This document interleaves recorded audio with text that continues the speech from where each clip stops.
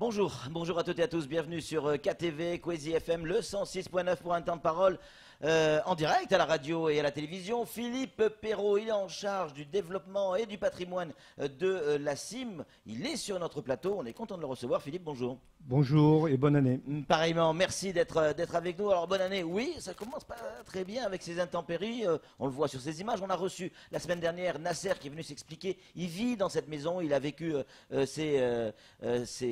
on appelle ça, c'est coulée de boue, mais non, c'est un glissement de terrain qui évidemment lui a fait extrêmement peur à lui et sa famille. Ça, vous le comprenez?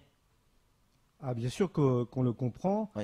Et on est en train de prendre des dispositions, si vous voulez, pour déjà reloger ces familles, parce que bon, Nasser faisait en plus partie avec sa conjointe des personnes qui avaient demandé un autre logement. D'accord. Oui. Donc on est en train d'étudier quel serait le logement le plus approprié, puisque voilà, ils veulent un logement plus petit aujourd'hui. Voilà. Alors, je voudrais juste rappeler, Rivière des Manguiers 2, c'est un lotissement qui est situé à Passamenti, oui. D'accord. Sur la route de Vaibé. Hein. Sur la route de Vaibé, qui a été livré en 1999. C'est pas un logement trop vieux. Neuf, ni trop vieux. Hein. Voilà, il y a plus vieux. Hein. Et puis qui a évolué dans le temps parce que bon, les problématiques de coulée de boue qu'on rencontre, ça avait été évoqué par vous la dernière fois, mais je vais le répéter un peu. C'est clair que les choses évoluent dans le temps. Il y a eu des défrichements, le bassin versant a été modifié. Ces coulées de boue, elles sont partielles et ponctuelles et on les rencontre depuis déjà une dizaine d'années. D'accord. Et c'est plutôt des glissements partiels de terre végétale avec des souches d'arbres. C'est ce qui s'est passé là-bas. C'est ce qui s'est passé là-bas. Donc maintenant, ce qu'on a mis en œuvre, on a missionné un bureau d'études géotechniques, d'accord, qui a déjà fait avec nous une première reconnaissance de terrain pour prendre des mesures, des premières mesures pour protéger les six logements du petit ensemble.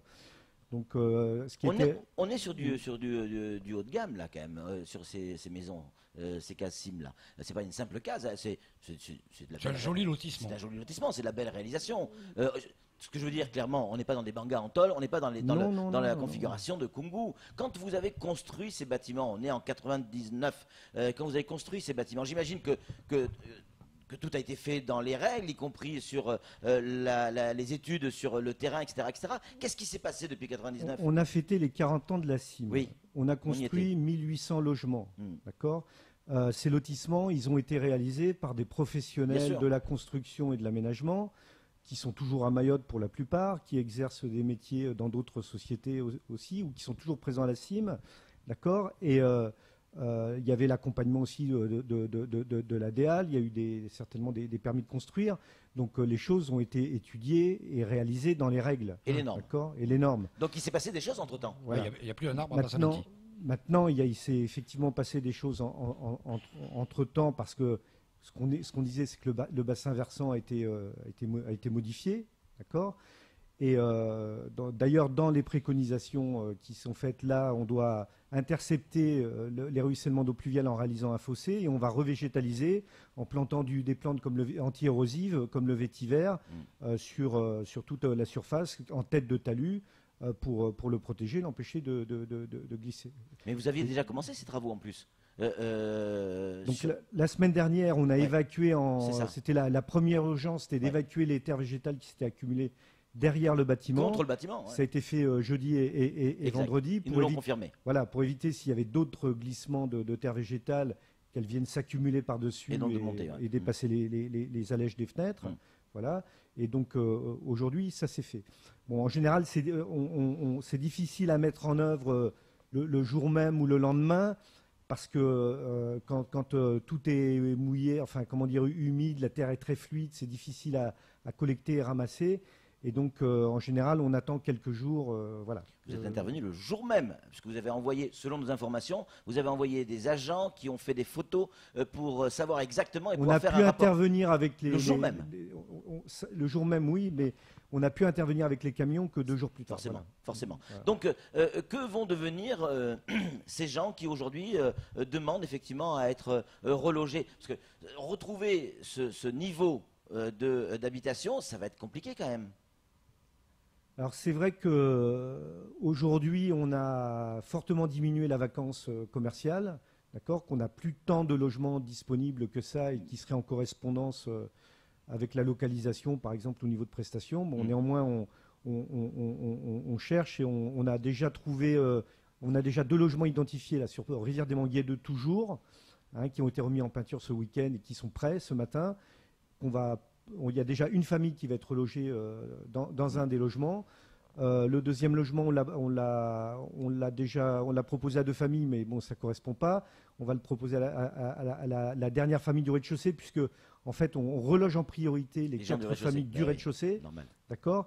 Et sachant que, bon, pour en avoir discuté avec certaines de ces familles, bon, certains souhaitent rester, malgré le fait qu'aujourd'hui, on ait quelques soucis. Le bureau d'études géotechniques qu'on a missionné va compléter comment dire, la suite aux premières préconisations faites, les prescriptions de travaux à réaliser. D'accord. Et puis, une fois les travaux réalisés, on pourra refaire venir soit les mêmes familles, soit d'autres dans les logements. Là, on parle de la rivière des Manguiers 2. On parle de cet événement. Mais la CIM, c'est partout sur Mayotte.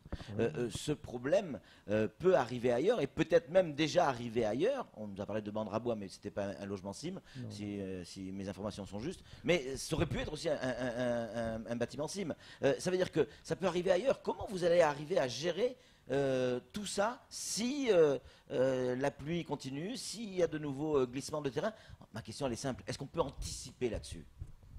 Alors de la connaissance qu'on a, on a effectivement quelques points, mais pas aussi complexes que Rivière des Manguiers 2, bon, qui l'est pas particulièrement non plus, mais et qui sont identifiés. La colline de Manzartsoa, elle ne va pas tomber d'un seul coup, hein, sur tous les logements qui sont en contrebas. Manzartsoa, par exemple, l'impasse des Bougainvilliers. D'accord, on a des coulées de boue régulières, mais sur la voirie, donc qui sont particulièrement gênantes pour les locataires. On a un programme en cours de reconversion complète du secteur, puisqu'on a démoli beaucoup de maisons et qu'on est en train de reconstruire des logements collectifs qui prennent en compte cette problématique de glissement superficiel de sol, d'érosion en fait. D'accord. Et puis on a quelques autres points qui sont aujourd'hui identifiés et sur lesquels on devra consolider et sécuriser un peu plus les choses. Est-ce que ça veut dire qu'il va falloir construire, enfin que les prochaines constructions maintenant, avoir un regard différent parce que la problématique a évolué à Mayotte, les terrains ont changé? Je crois pas que ce soit un regard différent. Je crois que au niveau de l'aménagement et de la construction, on ne peut pas faire les choses à la légère à Mayotte et on ne peut pas faire les choses, des aménagements low cost. Je veux dire, on est dans une île en milieu tropical. 80% du territoire est à risque. Voilà, 80% du territoire est à risque. Il y a des pentes. Même si on est en contrebas, si on n'est pas dans les zones de risque sont en amont. Et donc, on est tenu d'intégrer toutes ces problématiques quand on aménage et on construit. On ne peut pas se restreindre à son petit périmètre à soi. Flo, une réaction? Oui, vous disiez tout à l'heure, vous allez revégétaliser. Alors, pour les plus cons, planter des arbres. Le terrain, il est à qui? Le terrain appartient... La colline derrière. La colline appartient à la CIM. Et lors des dernières cartographies de risque, études de risque qui ont été réalisées, c'est un secteur qui ne sera pas constructible dans le futur. Alors c'est un peu dommage parce que je pense que ça aurait été possible. Mais elle est classée en zone d'aléa fort, risque glissement de terrain. D'accord, donc ma question en une seconde, c'est vous allez revégétaliser. Est-ce que vous allez aussi avoir un service qui va se charger de faire en sorte qu'on ne vous déboise pas vos terrains? Alors ça, on le fait sur certains lotissements et on va être probablement amené à le faire sur Rivière des Manguiers 2. Ouais. C'est-à-dire que, par exemple, Trévani, les 8 hectares du site, ils sont entièrement clôturés aujourd'hui. Pour éviter que des bangas viennent s'installer sur nos terrains et pour éviter que des occupations illégales de type venir faire des cultures sur nos terrains. Voilà. C'est ça le principal problème? C'est-à-dire que vous rencontrez avec ces glissements de terrain, c'est des morceaux de terrain qui sont souvent occupés illégalement, ou alors, au mieux, on plante et on fait voilà. Le principal problème, c'est l'érosion et le défrichement. Après, il peut y avoir plusieurs modalités d'érosion et de défrichement. Ça peut être de l'occupation illégale, ou ça peut être un propriétaire de terrain qui défriche son terrain au-dessus. On a des problèmes, par exemple, de terrassement en aval aussi de nos terrains. Samuel Bocher, le rédacteur en chef de France Mayotte Matin. Une question opposée, Philippe. Oui, la CIM, c'est une entreprise qui n'est pas une philanthrope. Avez-vous une idée de ce que ça va coûter, ce genre de travaux pour la rivière des Manguiers? Parce que ça reste quand même assez important, visiblement. Pour le moment, c'est pas quantifié, d'accord. Aujourd'hui, ce qui a été arrêté en préconisation, c'est parfaitement raisonnable, si vous voulez. Il faudrait qu'on nous préconise à un moment donné des travaux qui ne permettraient pas, via le recouvrement des loyers, d'amortir ces travaux. Donc là, on sera obligé de démolir dans ces cas-là. Voilà. Donc je ne pense pas qu'on en arrivera là par la suite. Je pense que ça va rester dans des coûts suffisamment raisonnables pour pouvoir sécuriser complètement les choses et faire en sorte que les locataires puissent dormir tranquillement la nuit. Est-ce que vous pensez qu'il y a encore risque à la rivière des Manguiers 2? Est-ce que le risque est totalement écarté, ou il y a toujours un risque de glissement de terrain? Tant qu'il ne pleut pas, d'accord, on a quand même vécu un épisode pluviométrique de plusieurs semaines continu.